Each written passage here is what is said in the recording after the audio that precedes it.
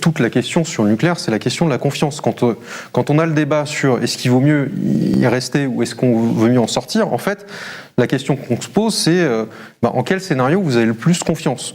Et c'est pour ça que moi je mets une limite là-dessus, c'est que quand je regarde les scénarios de sortie du nucléaire et de neutralité carbone, que ce soit Négawatt ou ceux de RTE, je vois quelque chose de complètement futuriste en lequel j'ai pas forcément confiance. J'ai parlé d'un système hydrogène vert aujourd'hui.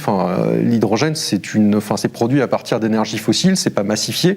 On a un usage très très limité énergétique de l'hydrogène. Donc voilà, pour moi, ça révèle de quelque chose de complètement futuriste. Moi, j'ai plutôt confiance en ce qu'on a déjà observé, ce qui fonctionne, parce que moi, il y a quelque chose qui m'empêche de dormir la nuit, c'est clairement le réchauffement climatique. Je sais que vous les avez lus. Les rapports du GIEC sont extrêmement flippants. Mais vous avez plus peur du réchauffement climatique que de l'accident nucléaire. Clairement.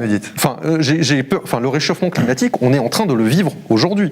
Et je veux dire, quand on voit certaines catastrophes qui font des dizaines de milliers de morts, ça comptabilise beaucoup plus que ce que le nucléaire a déjà fait. Si vous prenez l'accident de Fukushima, la principale conséquence pour les hommes et les femmes là-bas, ça a été un déplacement.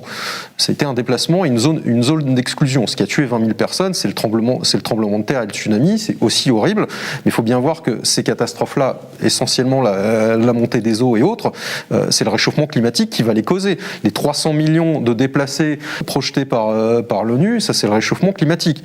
Donc moi là, vous me proposez deux scénarios. Il y a d'un côté des technologies que je connais, que je vois, qui comportent certains risques qu'on peut mitiger, et un autre où il y a des technologies que je vois pas et où le risque derrière c'est l'échec de la neutralité carbone. Je prends celui où je suis le plus sûr.